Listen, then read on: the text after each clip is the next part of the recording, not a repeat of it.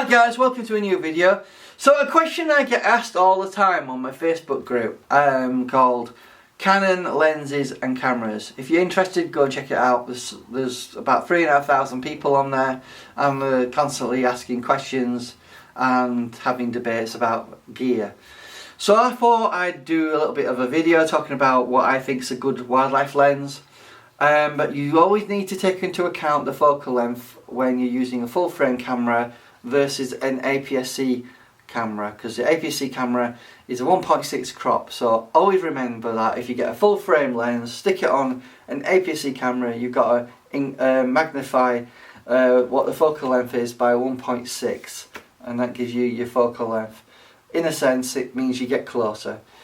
But I don't want to get into the debate of APS-C versus full frame in this video. Let's just get rid of that argument and put it aside for the time being and talk about what I think are good lenses, right? So you've got fixed focal length lenses, which are your prime lenses, which typically have a bigger aperture, which means it has a larger hole that lets more light through. So you get more light coming into your lens.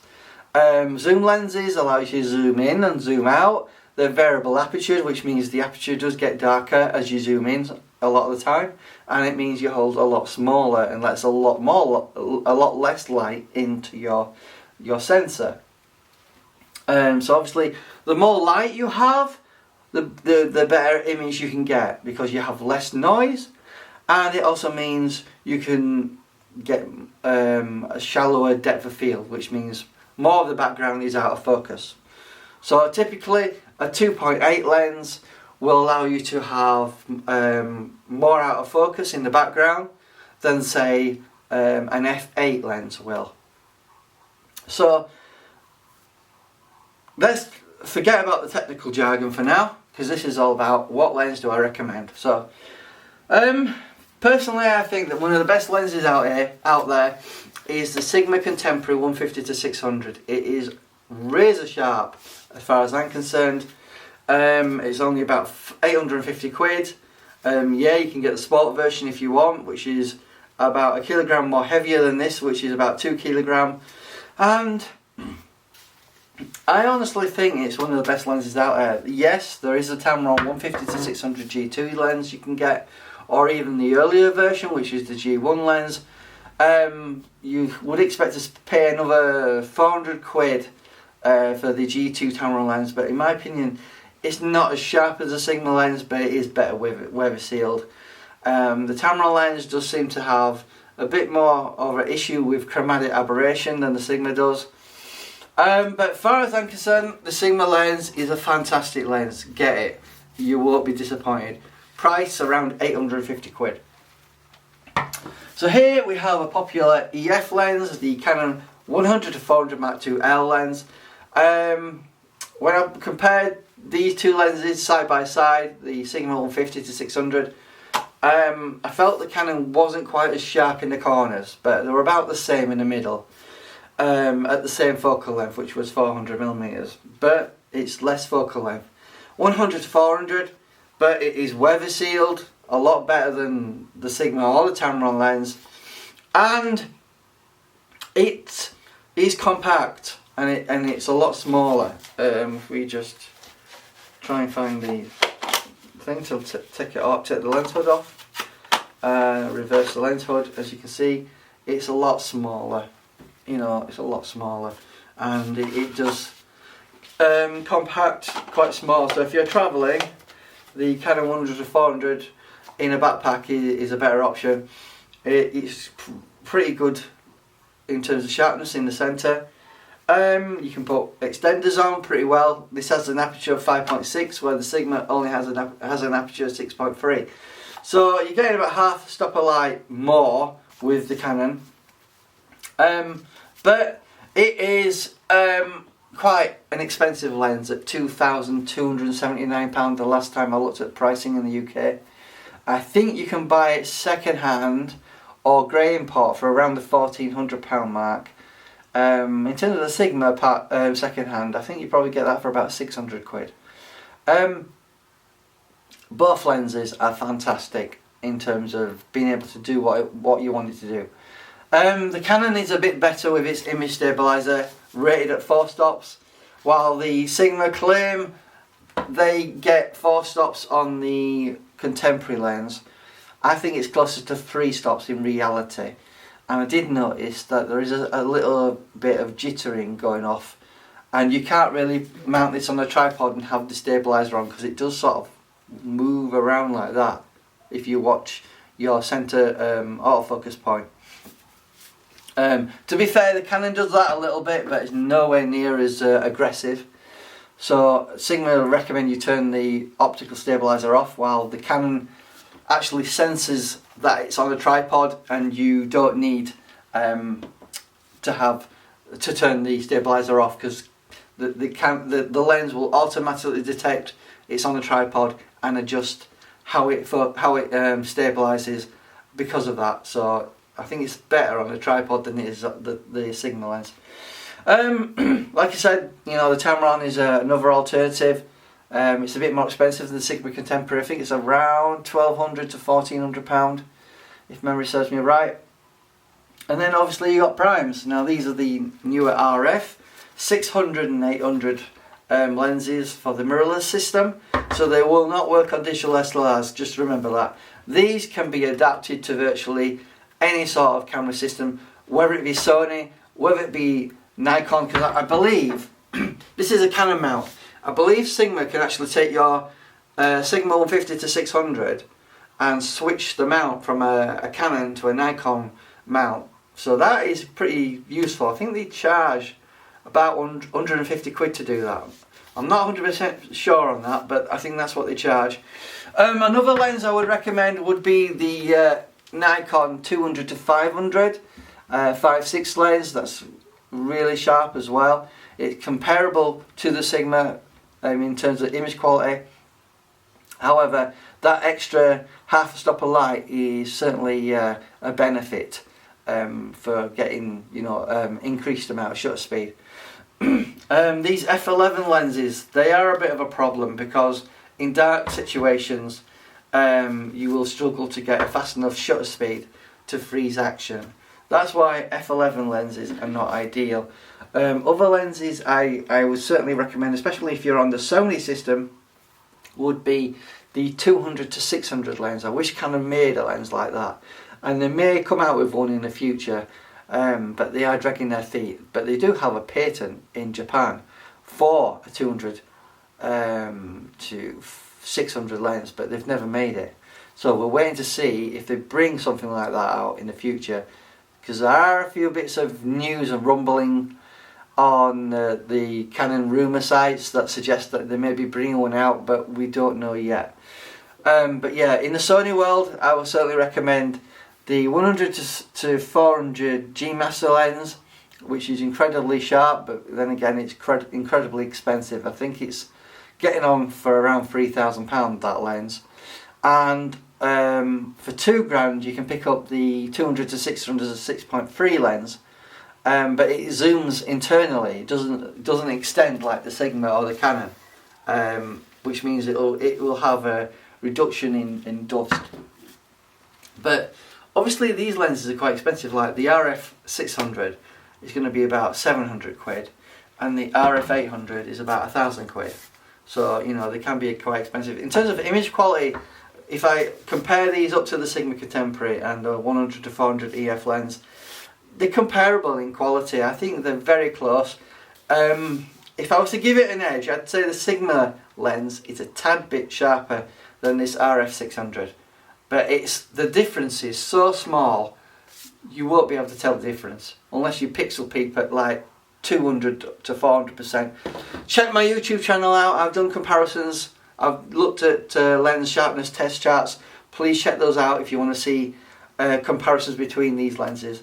You know, but in the real world, I think all of these lenses will do a good job. The only problem is, how much money do you have? Now, if you're on a budget and you've got an APS-C camera, one lens I would highly recommend would be the EFS 55 to 250.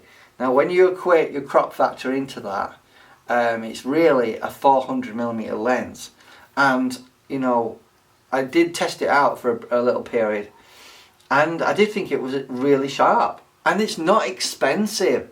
You know, you can pick them up used for about 150 quid off eBay, or I think they're about £300 brand new. At the top end of the scale in terms of what price you could get, maybe £200 would be a price you could probably get a good copy for. And for APC, it's a brilliant lens. I highly recommend you buy it, because there's only a few other lenses out there, and I think Canon have brought out, I'm not sure, but I think it's 100 to 300 nano USM lens, and they've aimed that at the Rebel market, and again, that's a sharp lens as well. But then obviously these are variable aperture zoom lenses and a few cheap primes.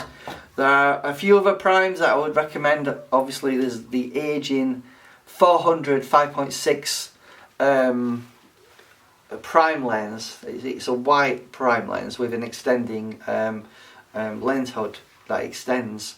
So it's a good thing you don't have to buy a lens hood for it because it's included. As well as the 300 f4. There's a non-IS version and there's an IS version. Both will take extenders really well. The 5.6 lens has no image stabilization, while the 300 does have image stabilization. So I think when I tested the 300 that I owned with a 1.4 extender, I think the results were really good. And the autofocus, while it wasn't mega super fast, it was more than adequate for capturing birds flying in the sky. So more than good enough for that. And then obviously there's the 400 5.6 lens, which is a well-known established lens, and it's been out for a long time.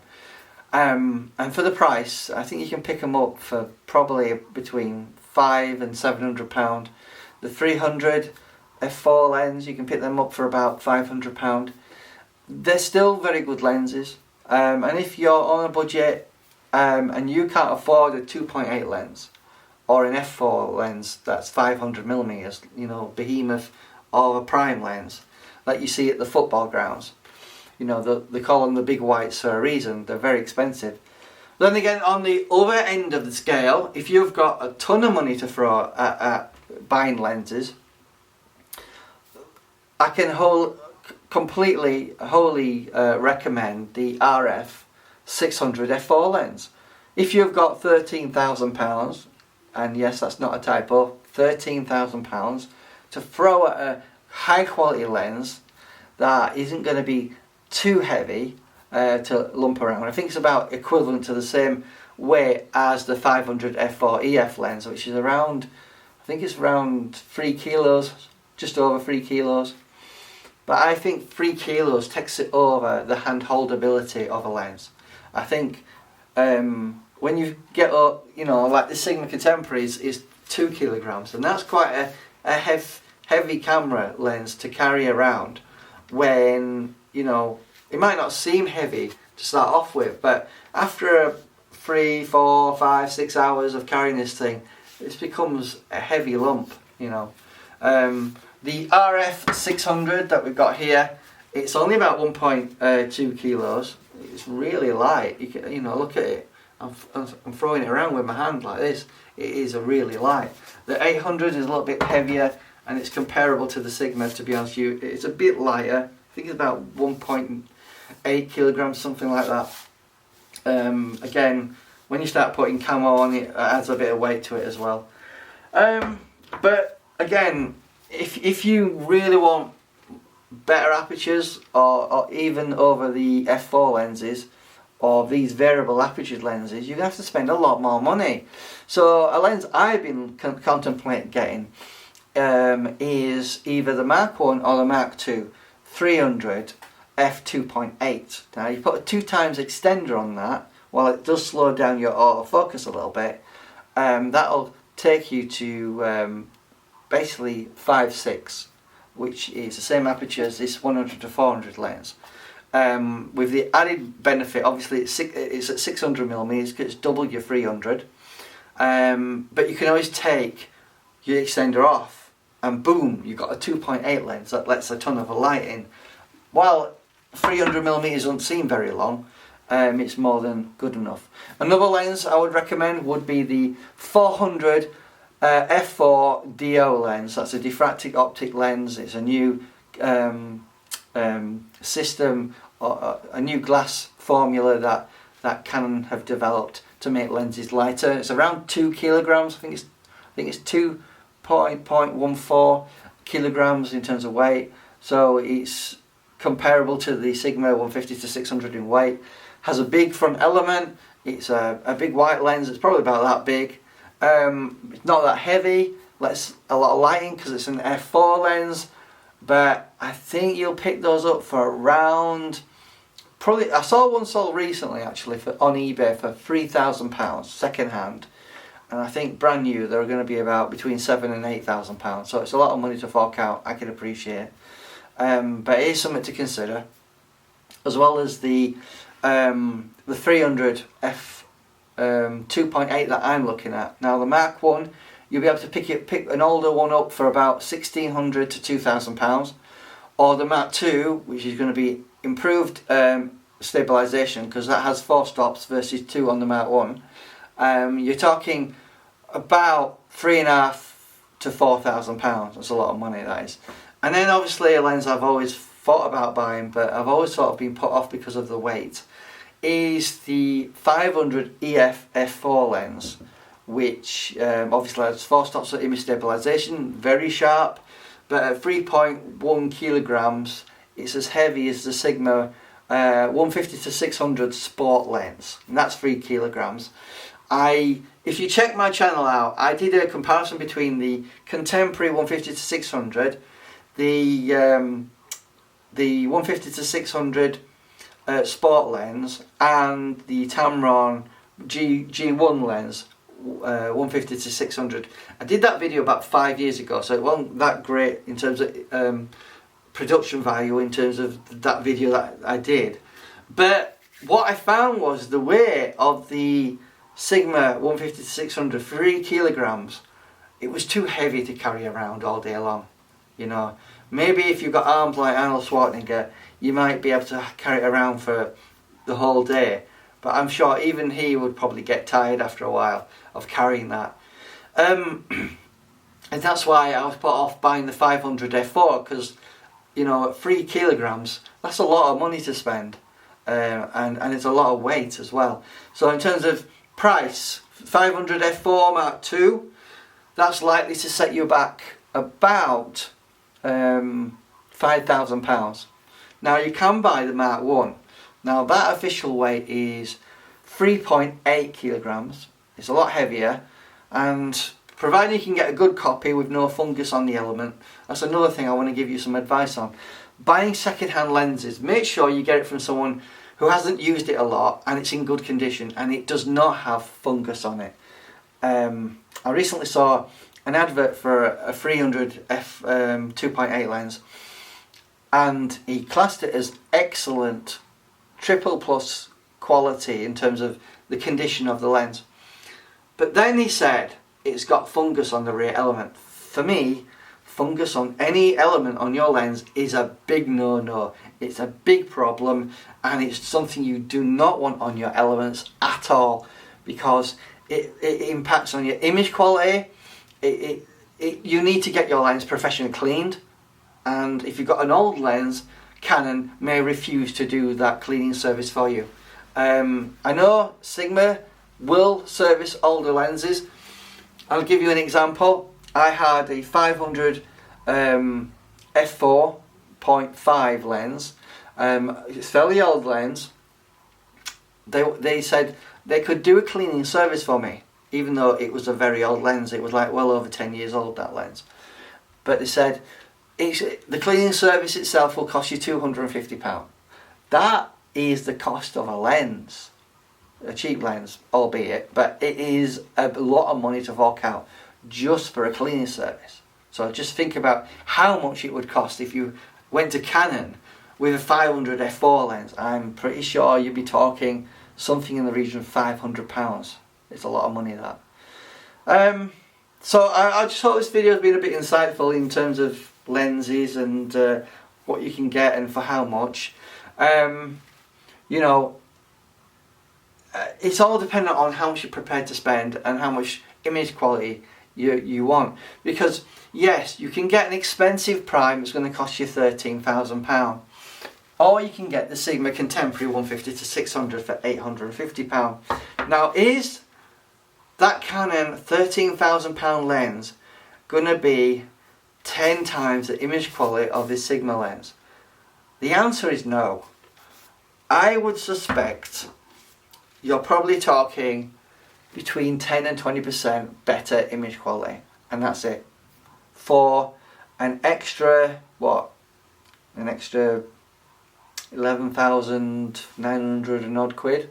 What could you get for 11,000 quid? Well, let's see. You could go to Kenya, get lots of beautiful imagery of the wildlife there, probably for about £3,000. You could probably go to Mexico and photograph some of the exotic animals and you know, history locations you could go to for probably about the same amount of money, for about £3,000. So we're at £6,000 already. And then we could possibly go to America on a road trip and go around all the various states in America for probably, I would have thought, between £4,000 and £5,000. So you've got 3 trips of a lifetime, or you can buy that lens. And at the end of the day, it's all about the images you get, not what equipment you use. You know, I'm sorry to repeat this, but it's not about what gear you've got. It's about the person behind the camera. I know a lot of people, you know, who've got smartphones who think, I can take an image far better than you can. And I see it all the time, you know. And the answer to that question is, mobile phones are alright for taking a snapshot here and there, but they just can't achieve what lenses can, you know. You've got a tiny lens with a tiny sensor versus a large sensor and long pieces of glass. There's no comparison, no comparison. Anyway, I just wanted to give you an idea, a sense of what you can do with the money that you've got. And I hope this gives you some inspiration to get out there and take some images. You know, sometimes people do get bogged down on equipment, you know, rather than the art of photography. You know, I see this with a lot of YouTubers out there who review gear. They claim to be photographers, but they don't actually get out there in the real world and take pictures. And that's what photography is all about. Get out there, take videos, take photographs, and, you know, stop being stuck at home on a sofa. Get out there in the real world, get some exercise, have some fun, you know, get to see some animals, you know, and spend some time in the real world rather than on a sofa behind your computer screen or looking at these lenses that you've got, like here. You know, having lots of lenses is all good, great and fantastic, but unless you actually use them, they're just paperweights. So get out there, take some photographs and have a good time. And I'll see you in the next video. Bye bye. Remember to subscribe and like the video. Cheers and have a good day. That's the most important thing. Have a good time. Bye bye.